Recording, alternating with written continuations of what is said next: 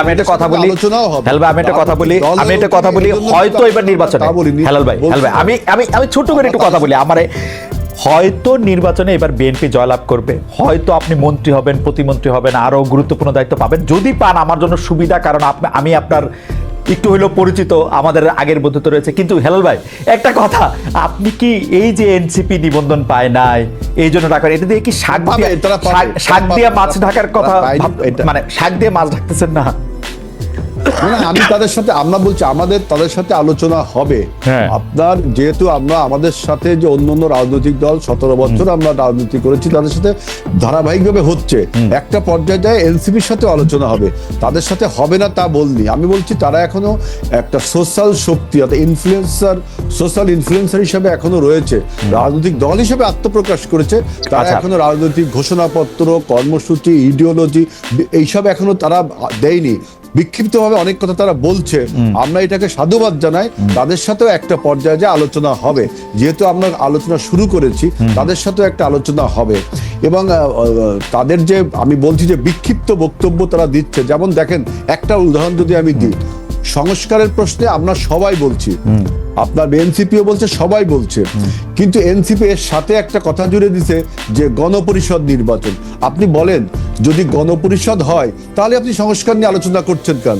গণপরিষদের উদ্দেশ্য হলো একটি সংবিধান রচনা করা। তাহলে সংবিধান যদি রচনা করতেই হয় তাহলে আপনি সংস্কারের কথা বলছেন। তাহলে আজকে রেহমান সোমান যেটা লিখছে প্রথম আলোতে, যে ঘোড়ার আগে গাড়ি জুড়ে দেওয়া, আপনি যদি সংস্কারের আলাপ চালিয়ে যান আবার তার সাথে বলেন যে গণপরিষদ নির্বাচন দিতে হবে, তাহলে কেমন হলো? গণপরিষদে সাধারণত নির্বাচন হয় একটি স্বাধীন দেশ, কখনো একটা স্বাধীন দেশ হয় একটা নতুন সংবিধান গঠনের জন্য গণপরিষদ হয়। আর যদি সেই গণপরিষদ গঠিত হয় তাহলে তো গণপরিষদই ঠিক করবে যে কি কি বিষয়ে সংস্কার হবে। তাহলে আগে যে কথাগুলো এখন আমরা বলছি এগুলো অমূলক হয়ে যায় না? এই জন্য বলছি যে এনসিপি এখনো সেই রাজনৈতিক দল হয়ে ওঠেনি, বিক্ষিপ্তভাবে তারা বিভিন্ন আলোচনা করছে। আপনারা তো রাজনৈতিক, হেলাল ভাই আপনারা তো অনেক দিনের রাজনৈতিক দল, কিন্তু আপনি যে বললেন যে সংস্কার আমরা সবাই চাইতেছি, বিএনপি কি সংস্কার চাইতেছে? বিএনপি তো একটু সংস্কার চাইতেছে না।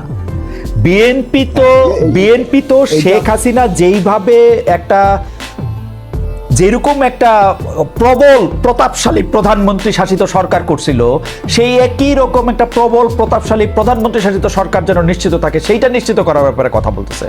সংস্কার শব্দটাই তো বিএনপি শুনতে চায় না। আমরা সংস্কারের কথা বলে বিএনপি নেতারা আমাদের গালাগালি করে। এটা আমি বলি, আমাকে একটু বলতে দেন। জি খালিদ ভাই, আমাকে একটু বলতে বলেন। বিএনপি একমাত্র দল যে আপনার স্বৈরাচারের জামানায়, যখন কেউ কোনো স্বৈরাচারের জামানায় কথা বলতে পারতো না, সেই স্বৈরাচারের রক্তচক্ষুকে উপেক্ষা করে বিএনপি প্রথম আপনার নির্বাচন কমিশন সংস্কারের প্রস্তাব 2016 সালের মে মাসে দিল। জুন মাসে আমরা ভীষণ 2030 দিলাম, এবং এরপরে আমরা 2020 সালে আমরা দিলাম 27 দফা, 2022 সালে আমরা দিলাম 31 দফা, এবং আমরাই প্রথম বললাম যে প্রধানমন্ত্রীর যে ক্ষমতা, এই যে একছত্র ক্ষমতা, আপনার 91 সালের যে পার্লামেন্ট নির্বাচন হয়েছিল সেখানে যে প্রেসিডেন্সিয়াল ফর্ম অফ গভর্নমেন্ট থেকে আমরা পার্লামেন্টের ফর্ম অফ গভর্নমেন্ট ছিলাম, এটা একটা বড় সংস্কার ছিল। সেই পার্লামেন্ট ফর্ম অফ গভর্নমেন্টে প্রধানমন্ত্রীর সমস্ত প্রেসিডেন্টের ক্ষমতা প্রধানমন্ত্রীর কাছে ন্যস্ত হয়েছিল। তারপর থেকে এটা নিয়ে রাজনীতিবিদরা আলোচনা করেনি। এখন আমরাই প্রথম বলছি যে প্রধানমন্ত্রীর ক্ষমতাকে চেক অ্যান্ড ব্যালেন্স করার জন্য। আপনারা বলছেন প্রধানমন্ত্রীর ক্ষমতা কমানো, এই শব্দটা কি, এই সেন্টেন্সটা কি ভালো না? প্রধানমন্ত্রীর ক্ষমতাকে চেক অ্যান্ড ব্যালেন্স করবার জন্য রাষ্ট্রপতিকে কি কি ক্ষমতা দেওয়া যায়, যেহেতু রাষ্ট্রপতি নির্বাচিত হয় একটা ইলেকটোরাল কলেজের মাধ্যমে, অর্থাৎ 300 পার্লামেন্ট আসনের মাধ্যমে, কিন্তু প্রধানমন্ত্রী নির্বাচিত হয় জনগণের ভোটে, যারা নির্বাচিত হয় পার্লামেন্টে, অর্থাৎ জনগণের ভোটে। অর্থাৎ প্রধানমন্ত্রীর ক্ষমতা প্রেসিডেন্টের ক্ষমতার থেকে একটু বেশি হবেই, কিন্তু প্রধানমন্ত্রীকে ব্যালেন্স করার জন্য আমরা বলছি যে রাষ্ট্রপতি কি কি ক্ষমতা, কোন কোন বিষয় আলোচনা হবে, আমরাই তো প্রথম বললাম। অবশ্যই কেউ বলছে, আমরাই তো প্রথম সংস্কারের কথা কিন্তু আমরাই বলেছি, আর তো কেউ বলেনি আগে, এবং এখনো সেটা আমরা হেলাল ভাই আপনারা সংস্কারের কথা আগে বলছেন, সেই ব্যাপারে তো আমরা কোনো দ্বিমত পোষণ করতেছি না, কিন্তু আপনারা কিন্তু সংস্কারের কথা আসলেই আপনাদের এক ধরনের গায়ে জ্বর আসতেছে। কিন্তু সেই জ্বরটা কোথায় আসতেছে আমি বলি, শুধু একটা দুটো জায়গায়, কিন্তু একটা জায়গায় হচ্ছে দুইবারের বেশি প্রধানমন্ত্রী থাকতে পারবে না। আপনারা দুইবারের বেশি প্রধানমন্ত্রী কেন চান বলেন তো? একটা লোকের দুইবারের বেশি প্রধানমন্ত্রী হওয়া দরকার কি? এইটা আপনারা সংস্কারের মধ্যে একটা শব্দের উপর দৃষ্টি দিতেছেন পর পর, কেন দুইবারের বেশি প্রধানমন্ত্রী হইতে হবে একটা লোকের? হ্যাঁ, আমাদের বক্তব্যটা এরকম জি, যে আমরা দেখেন প্রথমে বললাম যে প্রধানমন্ত্রী যিনি হবেন কনসিকিউটিভলি 2 টার্মস হওয়ার পরে 3 টার্ম যদি তিনি হয়, তখন সাইকোলজিক্যালি এবং ফিলোসফিক্যালি দেখবেন যে তার একটা ডিক্টেটরশিপ হওয়ার প্রবণতা থেকেই যায় এবং স্বৈরাচার হওয়ার প্রবণতা, ফ্যাসিজম প্রবর্তন করার একটা প্রবণতা থেকে যায়। সাইকোলজিক্যালি আমরা এটা বলছি, এই যে দুইবারের বেশি ক্ষমতা হলে অ্যাবসুলেট পাওয়ার ক্রাফটস অ্যাবসুলেট, সেজন্য আমরা বলছি যে তাকে একবার বাদ দিয়ে তিনি 3 বার বা 4 বার হতে পারে। তবে প্র্যাকটিক্যালি দেখবেন যে একটা লোক যদি 2 বার প্রধানমন্ত্রী হয়, অর্থাৎ 10 বছর, এরপর যদি 1 বছর তিনি বাদ দেন তাহলে 15 বছর, এরপরে আর 1 বছর হলে 20 বছর। একটা লোক রাজনীতিতে 20 বছর সক্ষম থাকা কতটা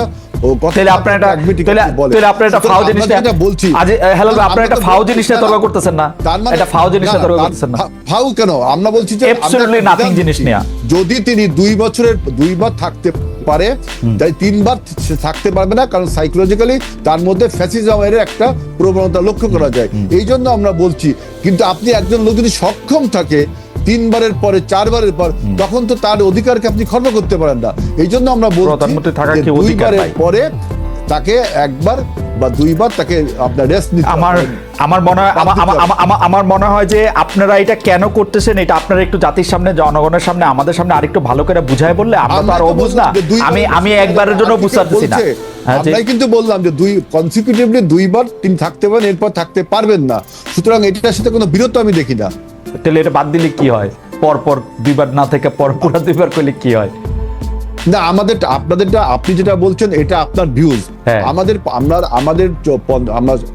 প্রায় 50 বছরের মতো রাজনৈতিক অভিজ্ঞতা থেকে আমরা বলছি যে আরেকজনের অধিকারকে আপনি খর্ব করতে পারেন না। এটা জনগণেরও চাওয়া। 3rd টাইমের পরে 4th টাইম তিনি যদি হতে চান, 3rd টাইম বাদ দিয়ে হতে চান, তার যদি সেই সক্ষমতা থাকে, সেই যোগ্যতা থাকে, জনগণ যদি তাকে ভোট দিতে চায়, তার যে প্রিভিলেজ, এই নাগরিক অধিকার, এটাকে আপনি বঞ্চিত করবেন কেন?